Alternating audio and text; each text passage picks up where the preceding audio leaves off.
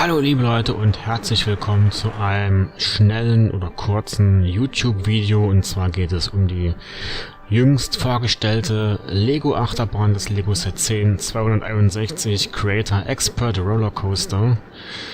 Ich habe mal die News-Seite von Promobricks aufgerufen, einem deutschen Lego News-Blog, und da gibt es einige Informationen zu dieser Achterbahn.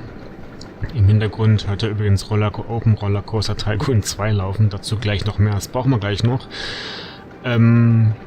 Ja, Lego hat diese Achterbahn vorgestellt, über 4000 Teile, kommt am 16. Mai raus, kostet 330 €. Mir persönlich ehrlich gesagt zu teuer. Der reguläre Verkaufsstart erfolgt dann Anfang Juni. Im Mai der Termin ist für die Lego Brand Stores und Online-Shop für VIP-Kundenkarten, wie ihr hier lesen könnt. Link zu der Nachricht, den schreibe ich nochmal unten rein in die in die Videobeschreibung. Und wie gesagt, 330 € kostet es, mir persönlich zu teuer, mindestens um 100 €. Da gibt es ja auch große Debatten. Und ja, ich zeige euch das mal, wie das hier aussieht. Natürlich alle Bildrechte und Copyright-Rechte am Namen und so weiter bleiben bei Lego. Beziehungsweise Textrechte ja für Promobricks, die den Artikel erstellt haben. Man kann sich natürlich auch noch auf Dutzenden anderen Lego-News-Seiten informieren, aber das war jetzt so die erste, wo ich auch immer regelmäßig vorbeischaue. So, hier die Bilder. Das sieht schon interessant aus, ne? Hier mal die Ausmaße. Und hier kann sich noch YouTube-Videos angucken. Wie gesagt, 330 €. Dann gibt es hier gibt's hier nicht ein großes Bild, irgendwo, wo man mal alles sieht vielleicht. Gehen wir mal in den News-Artikel rein. So, also wie gesagt, drei Wagen, 2 Züge mit 3 Wagen sind dabei.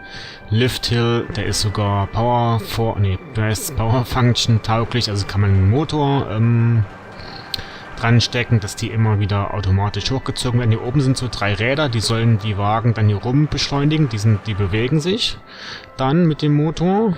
Und hier unten wäre dann eine Kurbel, wo man die dann auch weiter kurbeln kann. Manuell halt. Und ja, hier ist kurz die Set-Beschreibung.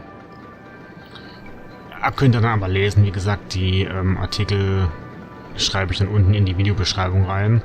Und ja, wo ich das so gesehen habe, es gibt eine Lego-Achterbahn, habe ich mir so gedacht, na, könnte man ja mal in Open Roller Coaster Tycoon ausprobieren, was dabei rauskommt. Und ich blende das jetzt mal ein. So, da sind wir bei meiner Open Roller Coaster Tycoon Lego Style Achterbahn. Ihr seht schon, die ist nicht ganz so detailgetreu oder detailreich wie das Lego Set. Was zum Beispiel auch im Hinblick auf die Stützen der Grund ist, man kann die Stützen nicht so bauen wie in dem Lego Set. Das ist zum Beispiel ein 6er Block hier, 6 Teile, also 6 Kacheln. Und da müsste der Custom oder dieser manuelle oder Pfosten hier aus diesem Pfosten-Set, nee, Quatsch, ist ja gar nicht mehr drin, müsste eigentlich genau auf die Kante von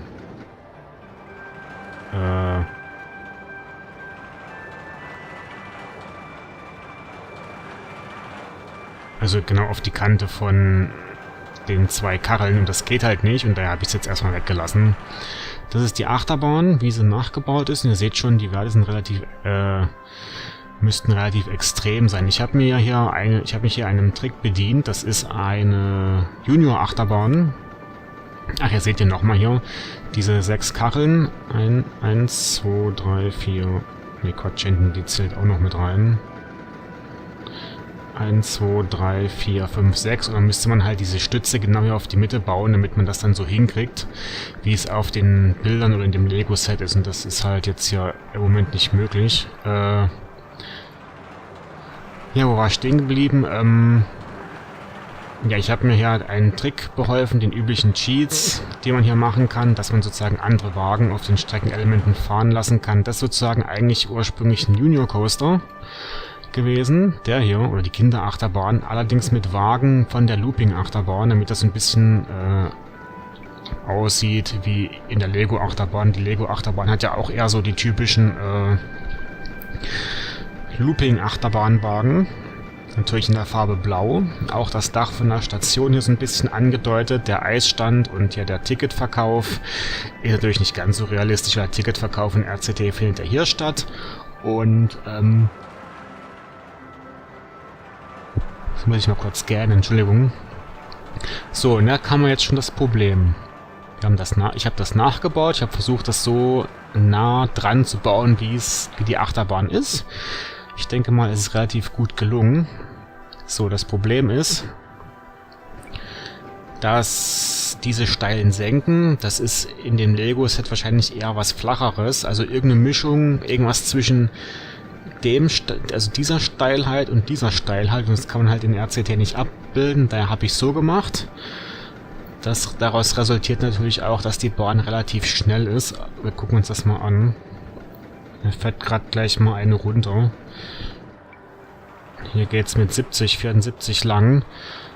Und das resultiert natürlich anschließend in relativ hohen Werten. Ihr seht das schon, Intensitätswert über 20, G-Kräfte 3,4. Nervenkitzel ist natürlich eher wenig. Das ist halt das Problem von der Lego-Achterbahn, die hat keine geneigten Kurven. Das sind wirklich ebene, flache Kurven. Könnte im Prinzip eine wilde Maus sein vom Streckenlayout her, aber da passen die gewählten Schienen nicht. Wilde Maus hat ja eher andere Schienen oder auch enge Kurvenabschnitte. Und die Lego-Achterbahn, die hat eher so die typischen Stahl-Achterbahn-Schienen in meinen Augen.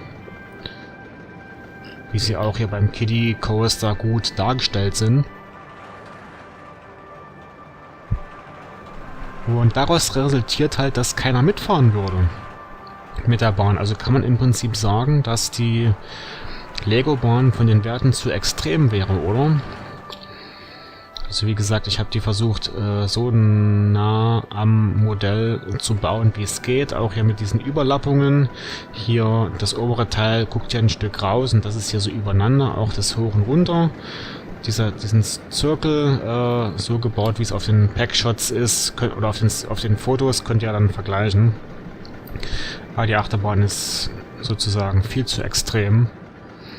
Ich meine natürlich die Lego-Leute, die interessiert das jetzt nicht so, weil die einfach mitfahren. Aber hier, ne, seht ihr es schon. Die Leute beschweren sich, sieht mir zu extrem aus. Und da könnte man jetzt im Prinzip hergehen und den Cheat aktivieren, wenn man das denn möchte. Das war ja bei den Leuten. Besucher ignorieren Bahnintensität. Und schon kommen die ersten Leute rein und fahren damit. So, da wollen wir natürlich auch sehen, wie die da mitfahren. Ein bisschen beschleunigen. Die ersten Leute kommen, die ersten Figuren. Also Lego-Figuren in dem Sinne. Na gut, das ist auch eine Sache. Hier sitzen immer zwei nebeneinander. Bei der Lego-Bahn sind das immer bloß 3 hintereinander. Und hier sitzen halt zu, was ist das, 4, 8, 12 in der Bahn. Also im Grunde genommen hat die RCT-Version 2/3 mehr Durchlauf, können mehr Leute mitfahren. Ja, wie gesagt, so an sich müssten die Kurven geneigt sein. Also liebes Lego-Team, wenn ihr nochmal eine Achterbahn baut, dann bringt doch einfach mal geneigte Kurven.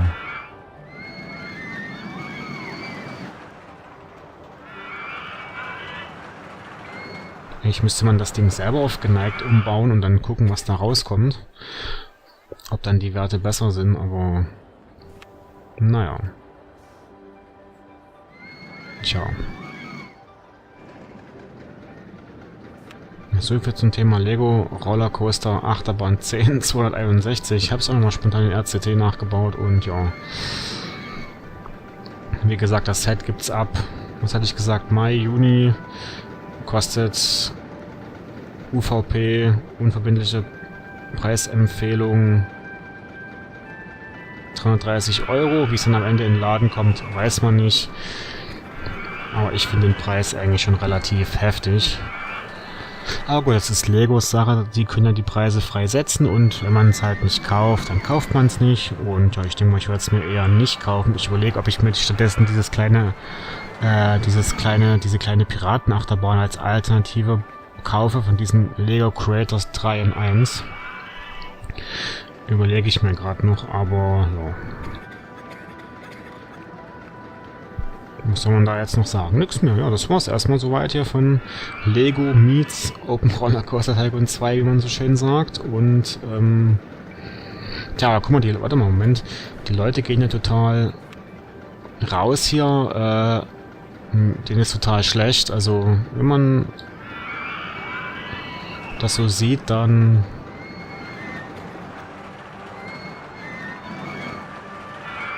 Na gut, man könnte hier noch eine Bremse reinziehen, aber das ist jetzt...